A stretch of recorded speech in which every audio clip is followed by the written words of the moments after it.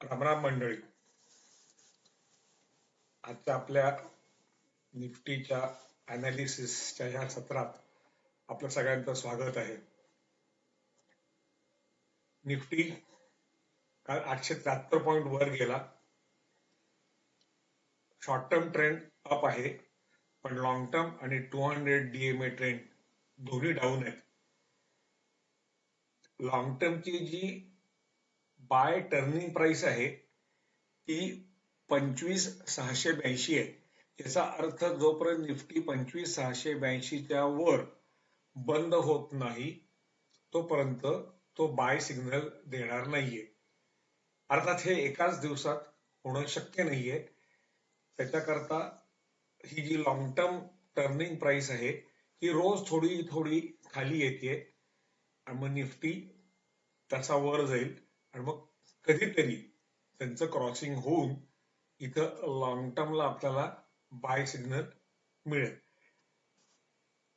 आपल्या दृष्टीनं हे मार्केट जर का खऱ्या अर्थानं वर जाईल असं म्हणायचं असेल तर जोपर्यंत या लॉंग टर्मला बाय सिग्नल येत नाही तोपर्यंत आपण ते म्हणू शकत नाही. आता हा खाली स्टॉकॅस्टिकचा चार्ट आहे, तो 99 म्हणजे ओव्हर बॉट झोन मध्ये आहे. स्टॉकॅस्टिक साधारण 80च्या वर ओव्हर बॉट मानतात आणि 20च्या खाली ओव्हर सोल्ड मानतात. म्हणजे 20च्या खाली जर का स्टॉकॅस्टिक असेल तर शेअर वर जायची शक्यता असते आणि 80च्या वर जर का स्टॉकॅस्टिक असेल तर शेअर खाली जायची शक्यता असते. आता 99 म्हणजे 100चीच त्याची लिमिट असते, त्याच्या लिमिटला जाऊन पोहोचलेलं आहे, तेव्हा इथं एक करेक्शन येणं एक्सपेक्टेड आहे. आता आपल्या ट्रेडिंग व्ह्यूच्या चार्ट मध्ये जर का बघितलं तर काल खूप मोठ्या गॅपनं निफ्टी ओपन झाला आणि त्यानंतर तो थोडा वाढला, कारण आधीच एवढा वर गेला होता की तिथून आणखीन वर जायची कदाचित त्याच्यात कॅपॅसिटी नव्हती. त्यामुळे ही कॅन्डल अशी फॉर्म झालेली आहे. ह्या कॅन्डल पासून इतक्या गॅप नाही. आता टेक्निकल अनालिसिस प्रमाणे गॅप्स आर जनरली फील्ड. ह्या ज्या गॅप असतात या जनरली भरल्या जातात. म्हणजे काय, तर हा शेअर खाली येतो, ही गॅप पूर्ण भरतो आणि पुन्हा वर जातो. ह्या ऍक्च्युअली करेक्शनच असतात. म्हणजे ह्या लो पासून ते ह्या हाय पर्यंत जो अपट्रेंड झाला त्याची ही एक प्रकारची करेक्शन असू शकते.